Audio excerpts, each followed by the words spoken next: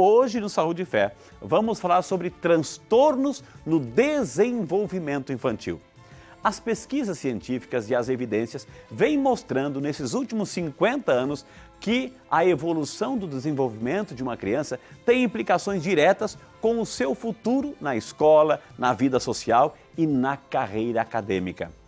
Distúrbios de desenvolvimento ou atrasos podem sinalizar desde muito cedo que uma criança poderá ter problemas na sua capacidade de aprender e de se adaptar aos desafios do convívio social.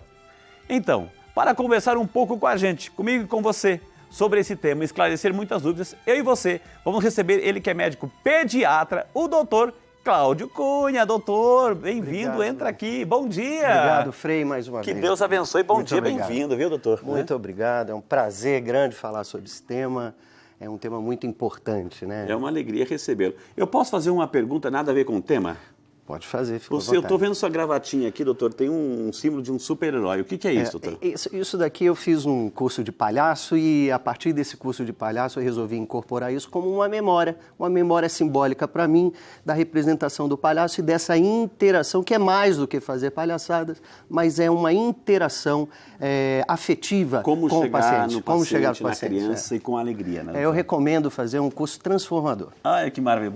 Doutor, vamos então conversar sobre esse processo de desenvolvimento infantil. Eu fiz na chamada aí, doutor, que os pais têm que ficar muito atentos, prestar atenção nas fases. Por que é importante prestar atenção? Não é natural as fases de crescimento aí, doutor? É natural as fases do crescimento, é natural as fases do desenvolvimento. Cada um segue uma certa velocidade, mas todos precisam passar pelo mesmo processo e adquirir essas capacidades todas num determinado momento.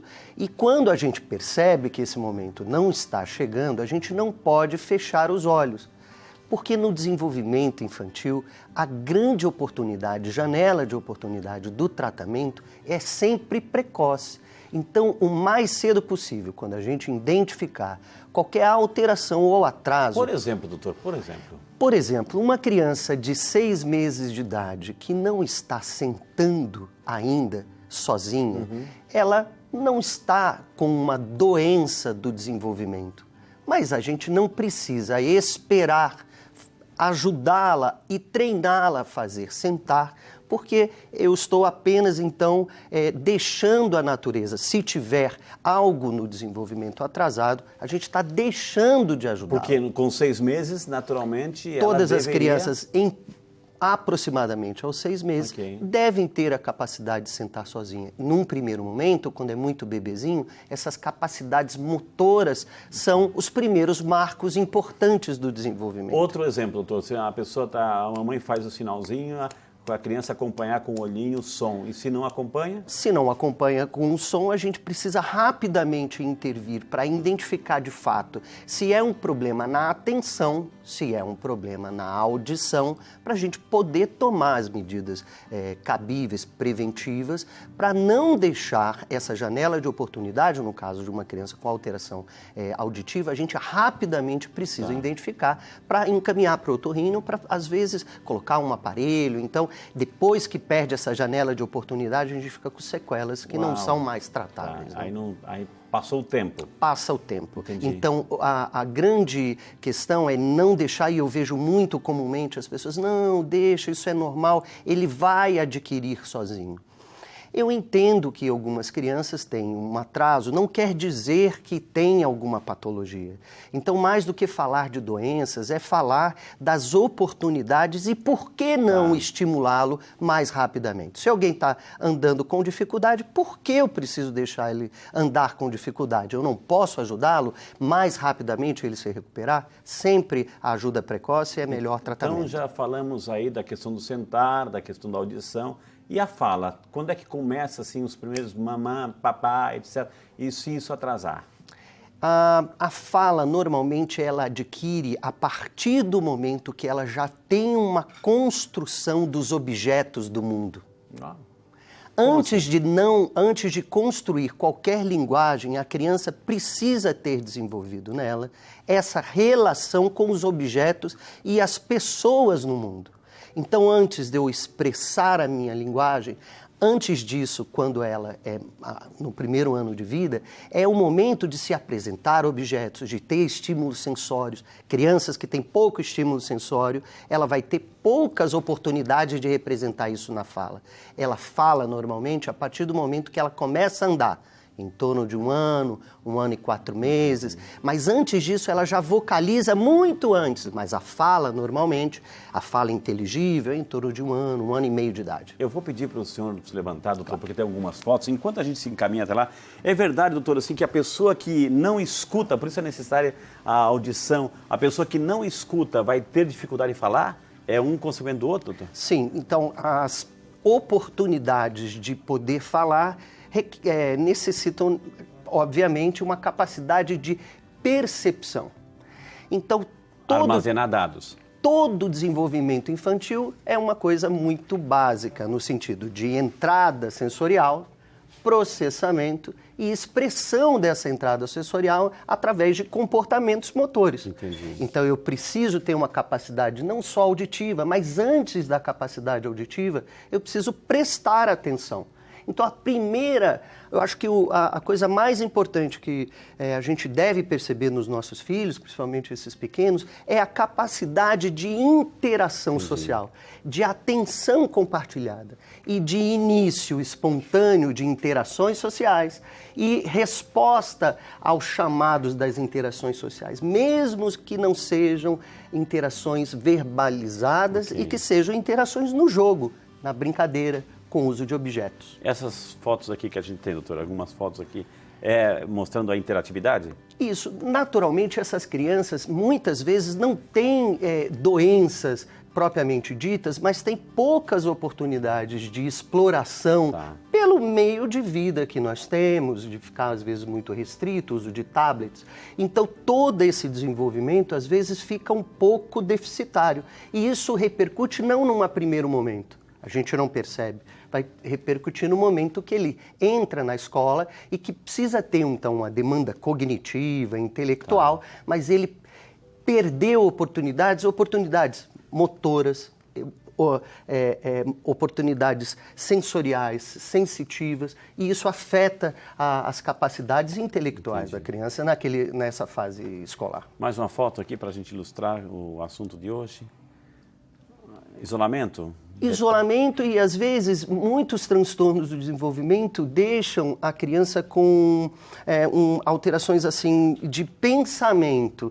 Então, assim, no caso, vamos supor, do TDAH, existe aquele TDAH desatento, que é aquela criança que fica daydreaming, né? Aquela criança que, às vezes, tem dificuldade de se concentrar porque fica com um não controle dos pensamentos e acaba tendo dificuldades na performance escolar.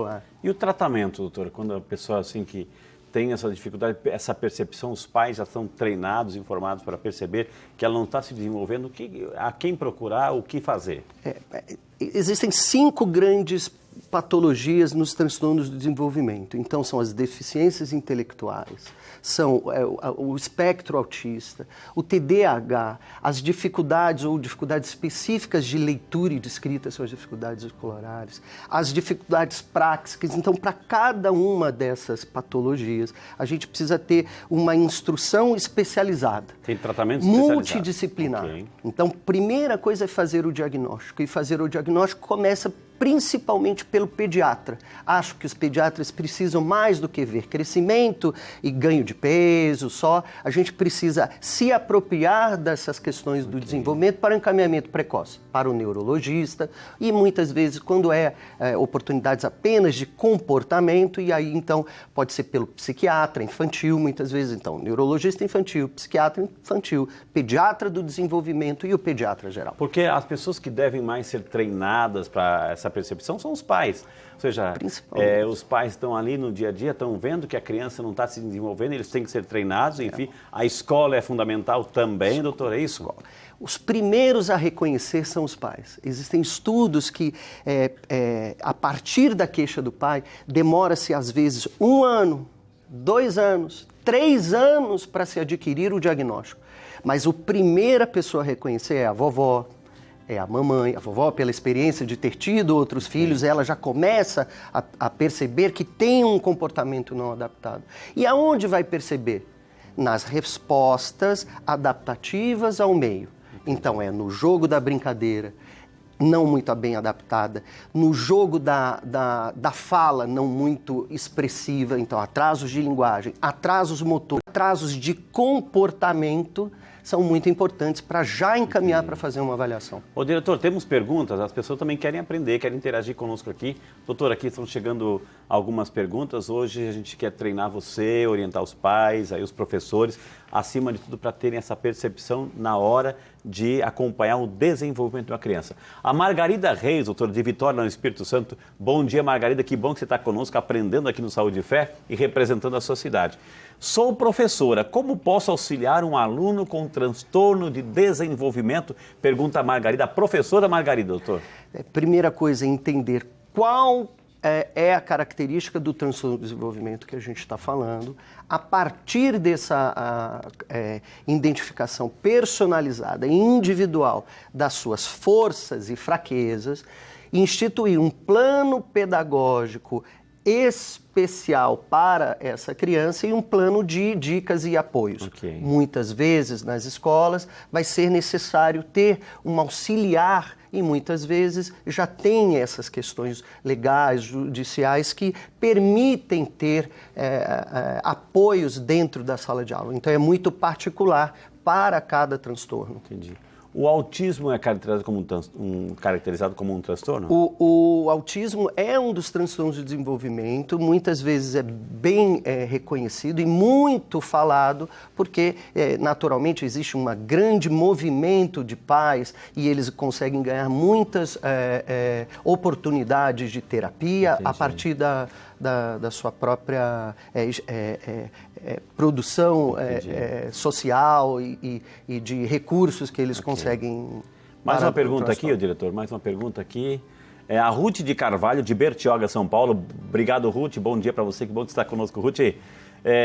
Como explorar os dons, talentos das pessoas que têm algum transtorno de desenvolvimento? Pergunta a talentosa Ruth.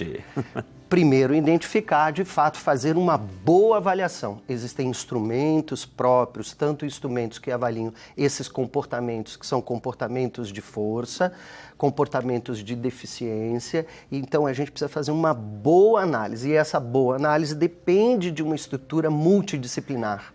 E aí, a partir dessa estrutura multidisciplinar, a gente tem que fazer alguns projetos. Esses projetos são desde treinamentos psicopedagógicos ou pedagógicos ou cognitivos específicos para as deficiências que essa criança tem. Outra linha seria uma linha de comportamento, então fazer manejos de comportamento adequado, com reforçamento adequado dentro de sala de aula e as adaptações curriculares específicas para essas crianças. Tá, mas aí tem que buscar uma escola específica ou as nossas escolas estão aí adaptadas a isso? Hoje em dia nós temos a inclusão dentro da sala de aula. É um grande desafio para o Brasil ou para o mundo inteiro fazer uma inclusão na sala de aula quando a gente sabe das dificuldades da ensinagem de maneira global. Entendi. Ainda mais uma ensinagem que precisa ser particularizada para um indivíduo. Então é muito difícil, hoje até se discute se essas crianças não devem também ter alguns apoios específicos em salas especializadas para isso, mas de maneira geral elas devem ficar incluídas dentro do contexto geral da escola. Okay. Dá tempo de mais uma perguntinha, diretor? Dá tempo? Mais um lá. Vamos lá colocar mais uma pergunta. A Catarina de Lima, de Barra Mansa, Rio de Janeiro. Bom dia, Catarina, que Deus abençoe. Muito obrigado por estar conosco. A personalidade da pessoa que tem um transtorno influencia na maneira do tratamento? Pergunta a Catarina, doutor. Eu estou entendendo que personalidade a gente pode traduzir como comportamento. O comportamento de resposta dessa criança influencia nos transtornos e na maneira do tratamento? Sim. Não a personalidade emocional, se ela é introvertida ou extrovertida, se ela é feliz ou triste, mas o jeito que ela se comporta e como ela responde aos estímulos, isso é muito importante e deve ser particularizado, porque cada um aprende e tem uma característica diferente no processo de aprendizagem.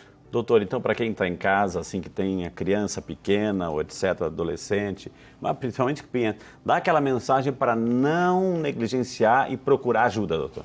A gente fica com muito medo quando tem uma percepção de risco e muitas vezes a gente não quer encarar isso imediatamente.